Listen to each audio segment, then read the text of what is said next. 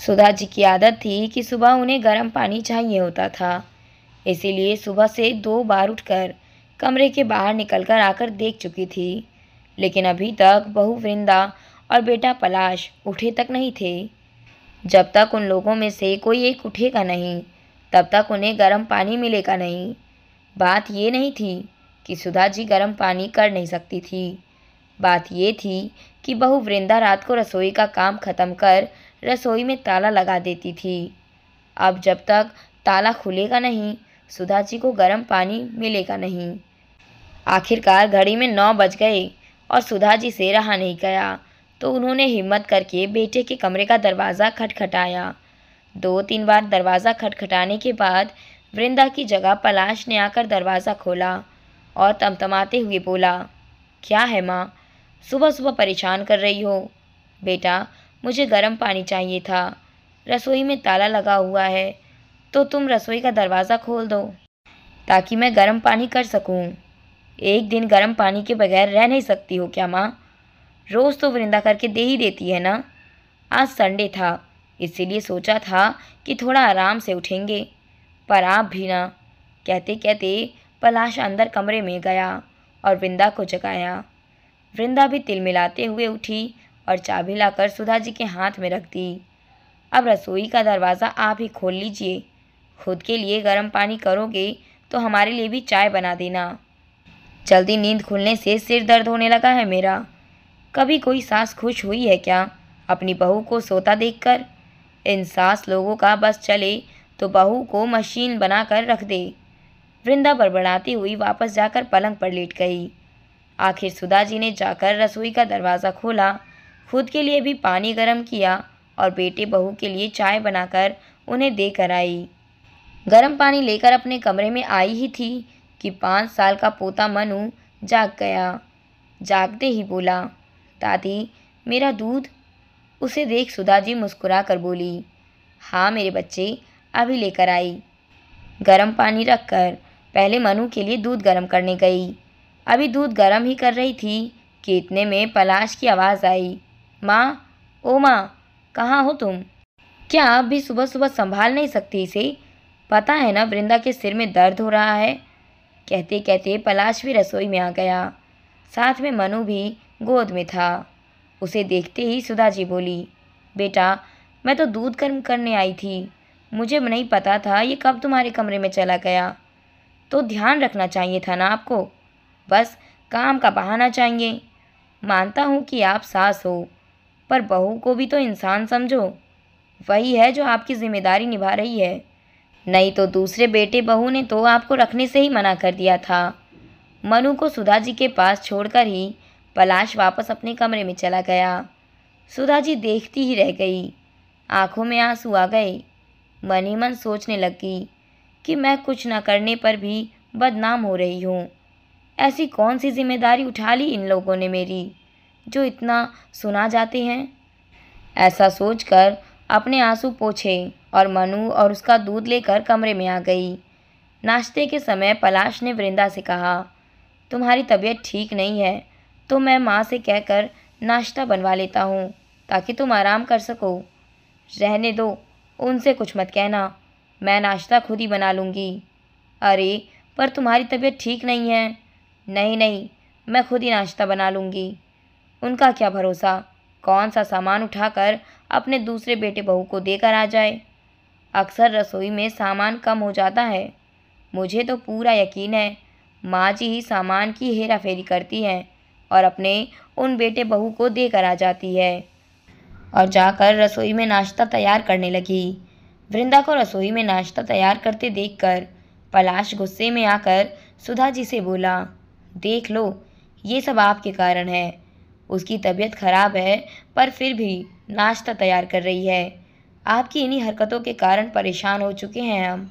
पता नहीं भगवान भी हमें चैन से कब रहने देगा। सुधा जी उसकी बात सुनकर हैरान रह गई। सुनकर अपने कमरे में चुपचाप शांतिपूर्वक बैठ गई। आंखों से झरझर आंसू बहे जा रहे थे। क्या इसी दिन के लिए इन बेटों को जन्म दिया था? जब शादी के 7 साल बाद मंदिर मंदिर माथा टेकने के बाद 2 जुड़वा बेटे हुए तो कितने खुश थे घर में सब लोग। यार दोस्त रिश्तेदार सब लोगों ने कितनी बधाइयाँ दी थी। सासू माँ तो बलैया लिए जा रही थी। अरे, दो दो बेटों की माँ बनी है, बुढ़ापे में बैठकर राज करेगी राज। कुछ साल बाद जब पति का देहांत हो गया, तब भी सुधा जी ने हिम्मत करके अपने दोनों बेटे पलाश और सुहास को संभाला। कितनी परेशानी झेल कर भी इन लोगों को पढ़ाया लिखाया, इतना बड़ा किया, दोनों की शादी कराई। पर उसके बाद सब कुछ बदल गया। दोनों बहुओं की आपस में बनी नहीं। इस कारण बेटों में भी झगड़े होने लगे। आखिरकार दोनों बेटे अलग हो गए। सुधा जी के पति ने 2 मंजिला मकान बनवाया था। उसी में ऊपरी मंजिल पर सुहास अपनी पत्नी के साथ रहने लगा और नीचे वाले फ्लोर पर पलाश अपनी पत्नी और सुधा जी के साथ रहने लगा। सुधा जी को रखने को लेकर भी दोनों भाइयों में बहस हुई थी। सुहास ने साफ मना कर दिया कि वो माँ को अपने पास नहीं रखेगा, तो पलाश को अपने पास सुधा जी को रखना पड़ा। सच कहें तो उस समय की बधाइयाँ आज कानों में चुभ रही थी। थोड़ी देर बाद पलाश कमरे में आया और पोहे की प्लेट सुधा जी के सामने टेबल पर रखते हुए, या यूं कहे पटकते हुए बोला, लो नाश्ता कर लो। आखिर एक बहू को ही परेशान करते जाओ, दूसरी से तो कोई लेना देना ही नहीं। सुधा जी को पलाश की बातें बहुत बुरी लग रही थी। उन्हें ऐसा लग रहा था जैसे पोहे की प्लेट उन्हें चिढ़ा रही है। ऐसा खाना भी किस काम का जो तिरस्कार करके दिया जाए। आखिर सुधा जी ने उस नाश्ते की प्लेट को हाथ भी नहीं लगाया। आखिरकार सुधा जी ने काफ़ी सोचा और सोच समझकर वो एक निर्णय पर पहुंची। शाम को सुहास अपनी पत्नी के साथ बाहर कहीं घूमने जा रहा था। पलाश और वृंदा भी बाहर खड़े हुए थे कि तभी एक प्रॉपर्टी ब्रोकर उनके घर पर आया। उसे देखकर चारों बेटे बहू हैरान रह गए। उसने आते ही पूछा, क्या मैं सुधा जी से मिल सकता हूँ? आपको सुधा जी से क्या काम है? हमें बताइए, हम उनके बेटे हैं। पलाश ने कहा, जी मुझे सुधा जी ने फ़ोन करके बुलाया है। सब एक दूसरे को हैरानी से देखने लगे। इतने में सुधा जी अंदर से आई। क्या आप ही सुधा जी हैं? जी, मैं ही सुधा हूँ। आप? जी, आपने सुबह फ़ोन किया था मकान बेचने की बात करने के लिए। अरे हाँ, मैंने ही आपको फ़ोन किया था। इससे पहले सुधा जी आगे कुछ कहती, पलाश बोला, कौन सा मकान बेच रही हो आप? हमसे पूछे बगैर आप ये निर्णय कैसे ले सकती हो? माँ, मकान बेच दोगी तो हम कहाँ जाएंगे? सुहास ने भी कहा, कभी मेरे बारे में सोचा है कि मैं कहाँ रहूँगी, कैसे रहूँगी? सुनाने में तुम लोग तो मुझे कोई कसर नहीं छोड़ते हो। मकान तो मेरे पति का बनाया हुआ है, मेरे नाम पर है। फिर किस हक से मकान में हिस्सा मांग रहे हो? पर माँ जी, समस्या क्या है? मकान को बेच दोगी तो आप उन पैसों का करोगी क्या? वृंदा ने कहा, सोच रही हूँ कि वापस गांव चली जाऊँ, जहाँ से ज़िंदगी की शुरुआत हुई थी। वहीं जाकर अपनी ज़िंदगी के अंतिम दिन देखूँ। इसीलिए मैं मकान बेचकर गांव में ही ज़मीन खरीद रही हूँ और वहीं रहूँगी। फिर हम लोगों का क्या होगा?